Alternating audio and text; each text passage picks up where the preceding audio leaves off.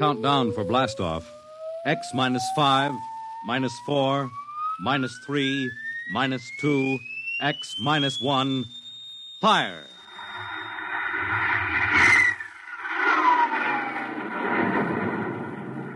From the far horizons of the unknown come transcribed tales of new dimensions in time and space. These are stories of the future, adventures in which you'll live in 1,000,000 could-be years on 1,000 would-be worlds. The National Broadcasting Company presents X minus 1.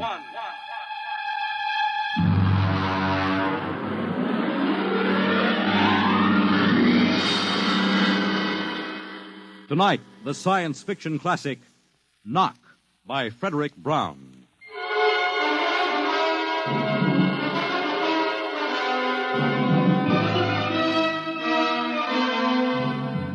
Tonight we have a strange story to tell.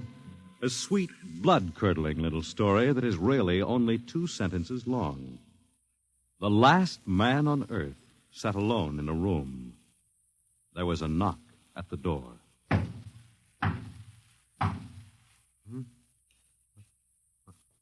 What's that?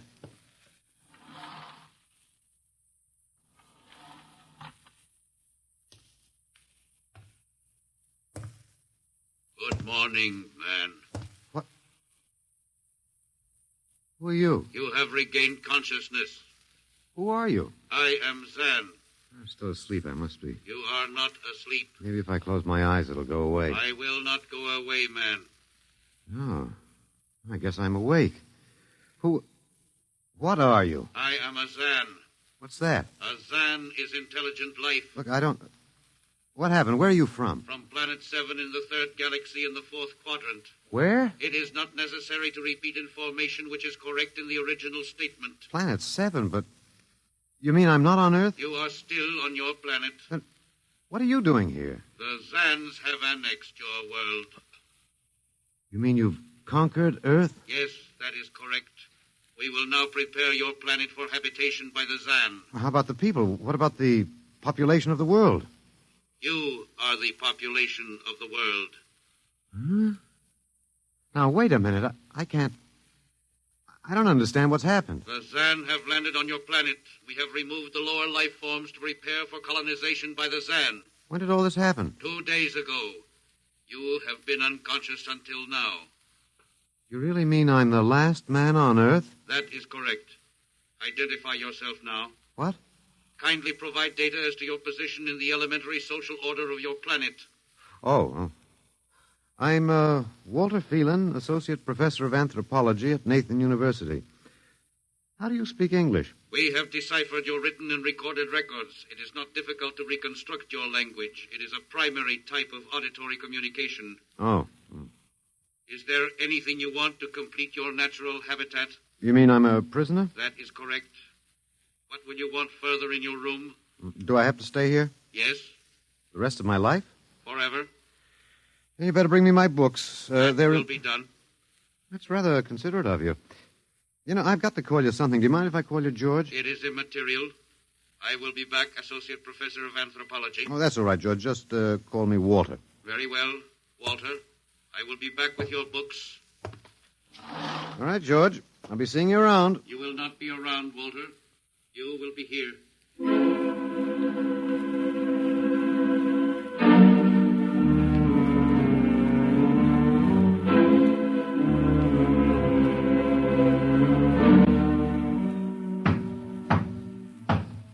Come in.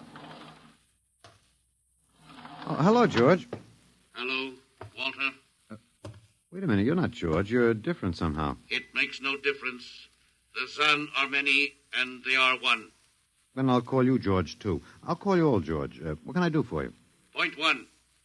You will please henceforth sit with your chair facing the other way. Uh-huh. I thought so, George. That plain wall is different from the other side, isn't it? That is correct. It is transparent. Yeah, that's what I thought. I'm in a zoo, right? That is correct. How many other animals do you have in the zoo, George? 216. Not complete, George. Even a Bush League zoo could beat that. Did you just pick at random? Yes. All species would have been too many. Male and female, each of 108 kinds. Male and female, huh? Of all the animals? There is a female of your species among the collection. Anyone I know? Well, never mind. It doesn't matter anyway. Well, what do you feed us all, eh? For carnivorous species, we make synthetics. The flora was not hurt by the vibrations which destroyed animal life. Oh, nice for the flora. Well, George, you started out with point 1. I deduce there is a point 2 kicking around somewhere. What is it? Something we do not understand. Oh? 2 of the other animals sleep and do not wake. They are cold.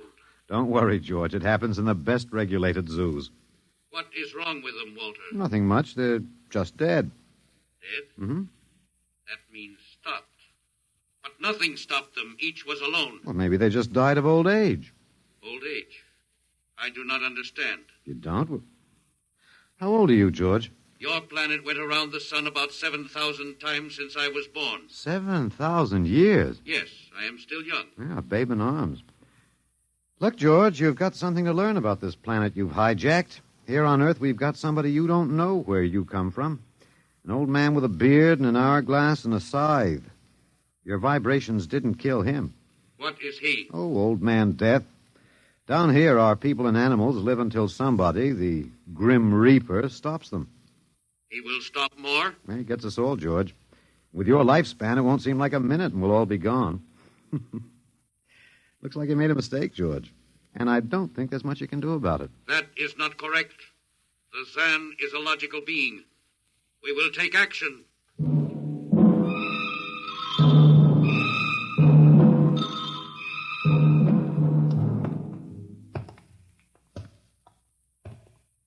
Well, George, where are you taking me? We will be there shortly.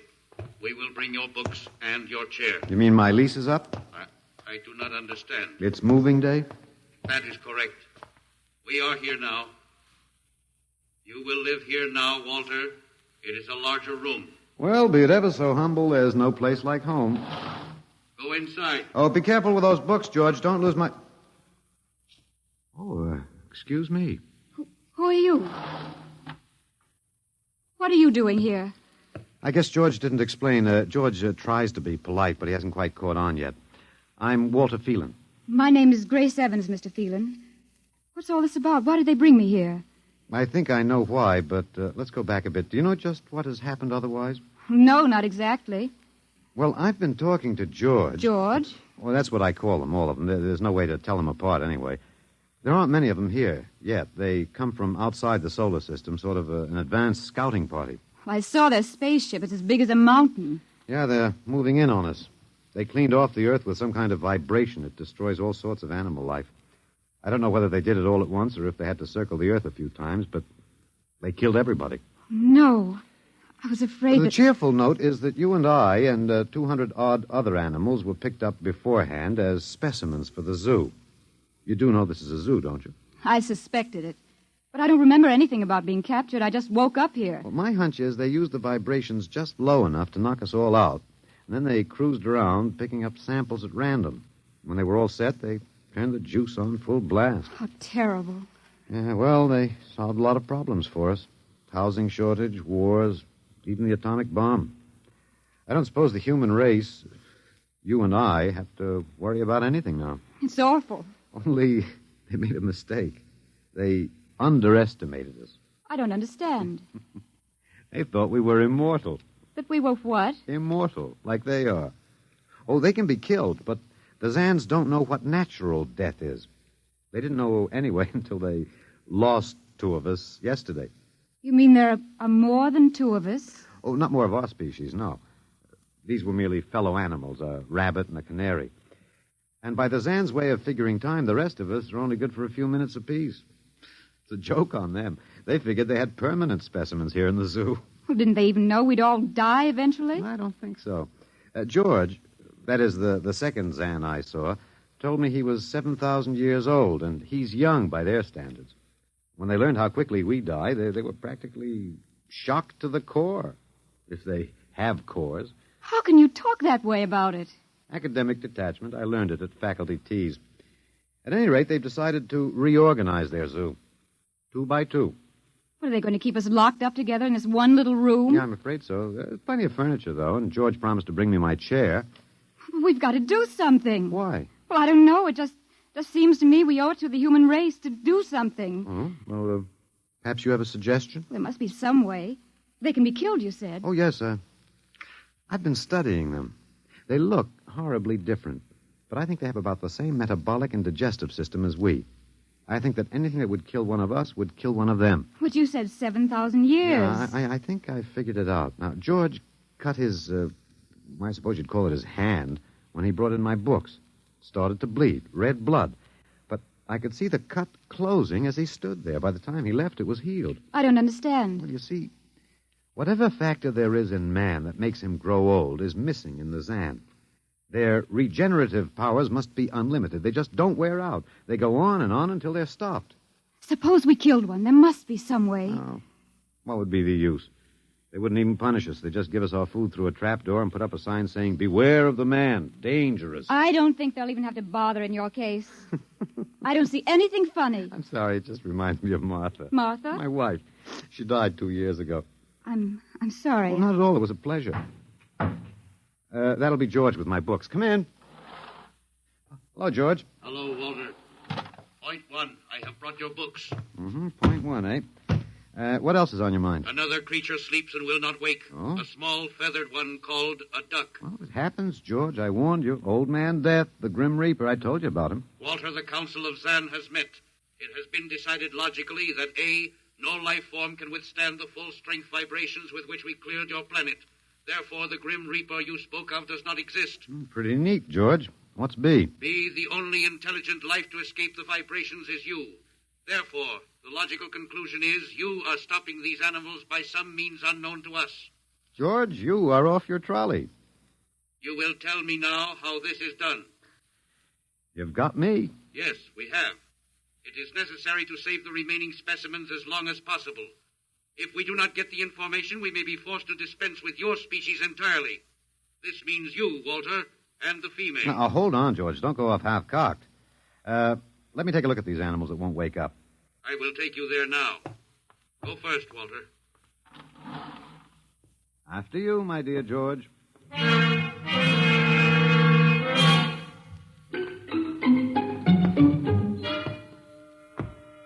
This is the weasel. Now, you should have got him in the winter, George. The fur's worth more then. It's ermine. This is the reptile cage. Here are the ducks. That is the male. The female has been stopped. Yeah, lucky girl. What's the matter, fellow? Lonely? Walter, you will tell me how you stopped the female duck. Oh, you got me, George. I didn't do it. Maybe she died of the Dutch elm blight. Walter, you are not being logical. We have concluded you are stopping these animals. Tell us now how it is done. I've told you, George. I haven't the foggiest notion. Very well. We will have to take further action. Oh, what are you going to do, George? We will go back now to your room.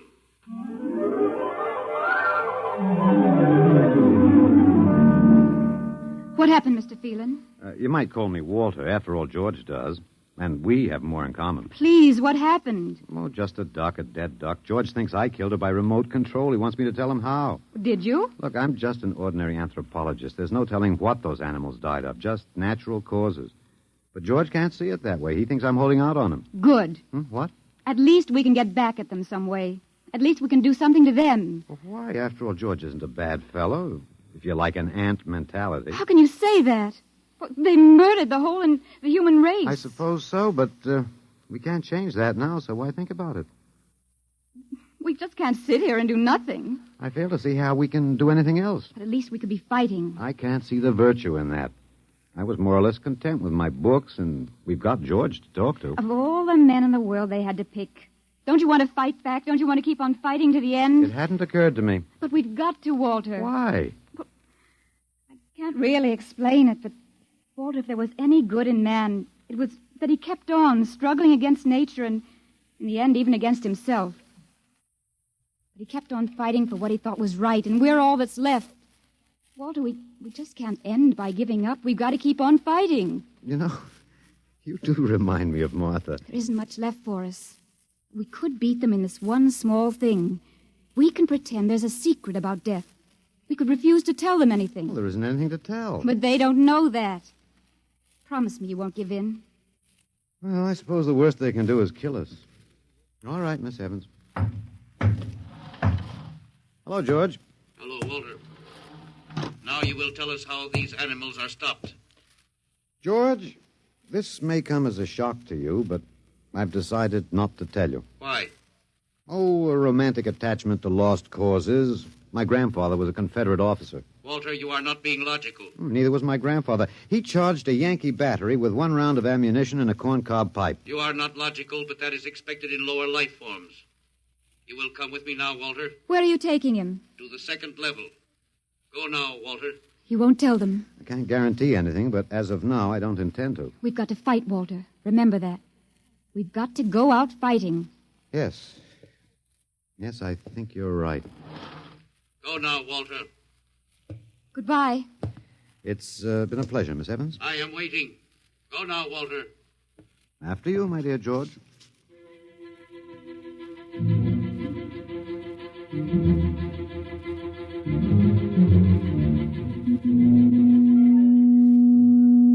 You will tell us now, Walter? That was the first level of vibration. There are many more. However, we have calculated that none of them exceed your threshold of unconsciousness. Oh, very clever, George. Of course. You will tell us now, how do you stop these animals? You will tell us now? As of now, no. However, I'm not very brave, if that encourages you, George. You are not being logical, Walter. You're telling me. We will now use vibration level 2.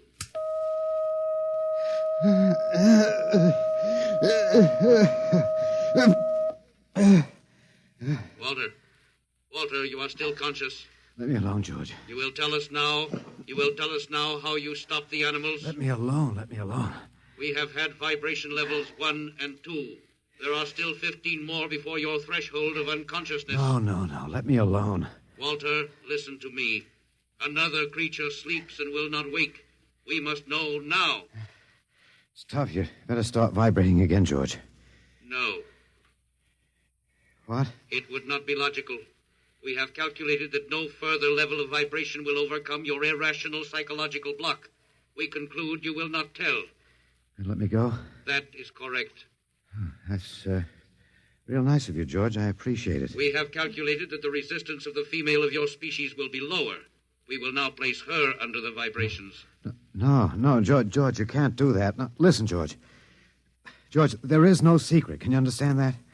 There is no secret. Those animals died from natural causes. I'm telling you the truth. That is not a logical answer. We will get the woman. I've told you the truth. Can't you understand? We must know now. The female animal cage next to the duck has been stopped. We must preserve the survivor. The animal next to the duck? We will bring the woman here. She will tell us after the vibration. No. Listen, George. You want the truth? You want to know how to save the mates of the animals that have been stopped? You will tell us now? Yes, I'll tell you now. I give up. But you've got to promise to leave the woman alone. You promise, George? If we receive the answer from you, Walter, there will be no further need for the vibrations. Well, I guess that'll have to do. All right. Take me to that stopped animal. I'll tell you how to save the mate. Very well, Walter. You are being logical now. We will go.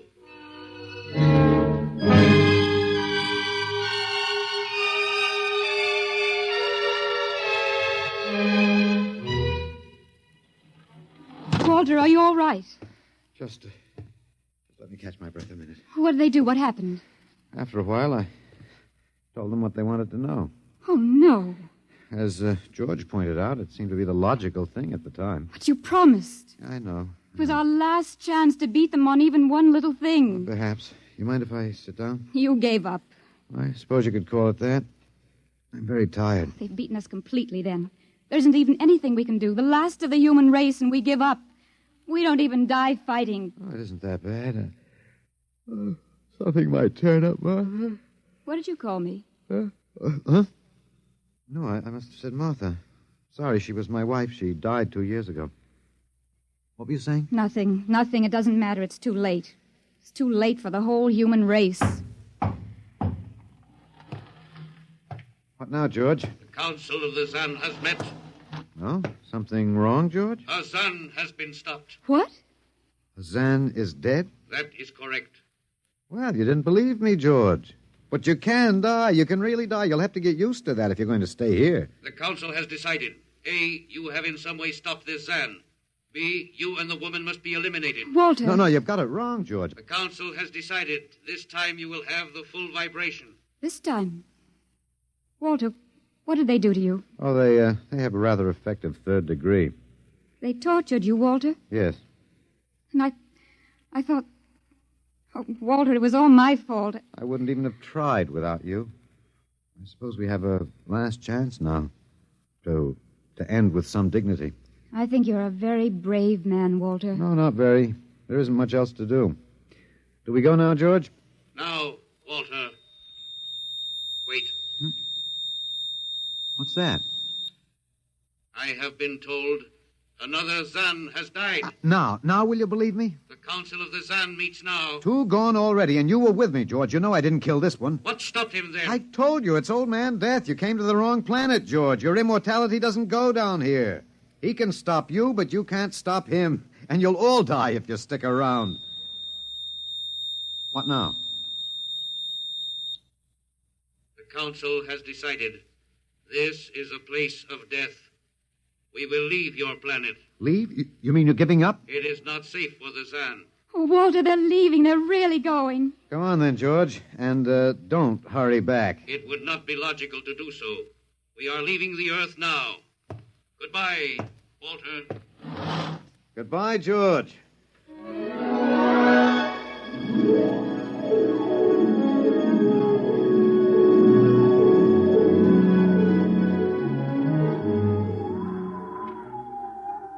Well, they're all aboard now. So wonderful to feel the sun and the wind again. Yeah, they've closed the hatches. Walter, is it safe for us to be out here? Yes, they're not interested in us any longer. They only want to get away. And I want to see this, Grace. The Zan leaving Earth forever. They're blasting off. There they go. Yes, it's all over now.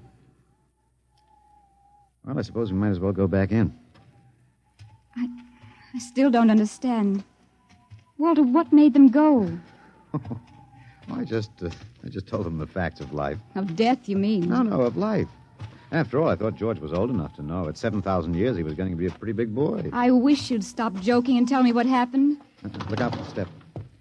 Well, you remember when the first animals died? The rabbit and the duck? Yeah, and their mates just started to pine and waste away? Yes. Well, that worried the Zan. They wanted to keep the last specimens alive if they could. So finally, I broke down and told them about affection. Affection? Yes. And then I introduced Donald. Donald, who's that? Here we are. Grace, meet Donald. Oh, Walter, please, what does affection have to do with it? That's what the Zan wanted to know. I told him it was love that made the world go round. That having lost his mate, Donald would die immediately unless he had affection and constant petting. Petting? Hmm? I even showed him how. Here, fella, come on. Come here. Yeah. I held Donald in my arms, and I petted him a while. Then I let the Zan take over with the animal in the next cage. What animal? Take a look. You mean this cage? Mm-hmm. Watch out. Don't go too close. Walter, it's a rattlesnake. Yes. Their metabolism made it impossible for them to die of old age, but I had a hunch that they could be poisoned. Well, then it was the snake that killed the two Zan. Mm-hmm. They never even knew what bit them. Then you outwitted them, Walter. Well, I suppose... I thought you'd just given up. Oh, Walter, I'm so ashamed. You don't have to be. I had given up. I probably wouldn't have fought if you hadn't pushed me. Well, we've got a world to plan. A new world, Grace. I know. We'll have to decide which animals to let out of the zoo and which ones it'd be safer to keep in. But first, there's a bigger problem. What's that? The human race. Oh. We've got to make a decision about that. Pretty important one. Yes, but... It's been a nice race, even if nobody won it. Of course, it may go backward for a while until it gets its breath, but we can save the books and all the most important things and get it started ahead once more. No. It's the Garden of Eden all over again. But, Eve, you'll have to watch out for that snake. Now, don't be ridiculous, Walter. You know, funny, you even blush like Martha. Only you're stronger than she was. Prettier, too. I wish you'd forget about Martha. I think I will, my dear, if you'll give me time. Now, Walter Phelan, you listen to me. If you think for 1 minute that I thought it would never happen to me again. But it is love that makes the world go round. So, Grace, if you could only... No, I wouldn't marry you if you were the last man on earth. But that's exactly what I am. I don't care. I don't even want to talk about it. I'm going out. All right, my dear, but think it over. And please come back.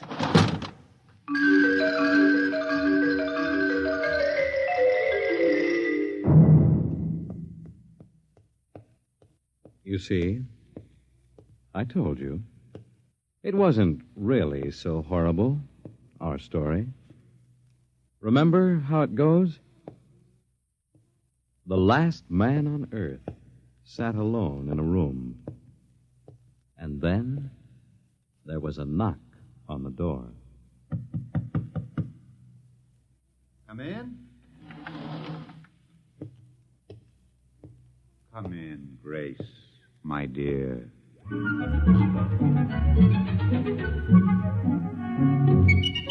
You see, it wasn't horrible at all.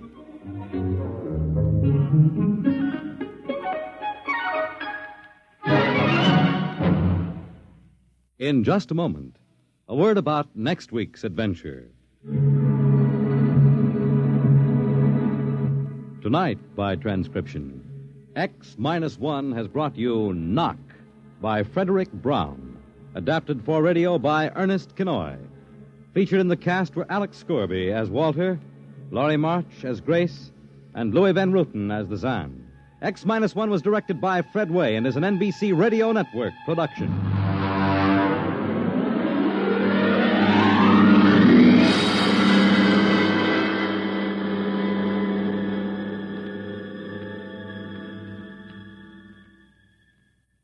And now, next week.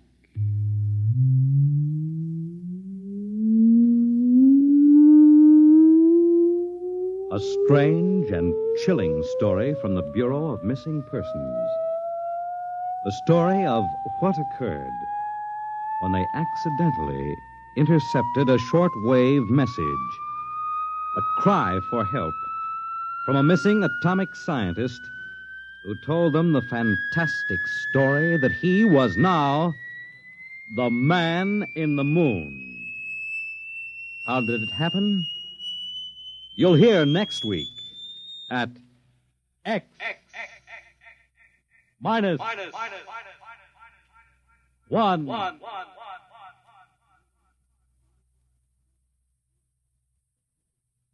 Join the Abbotts on another baffling mystery tonight over most NBC radio stations.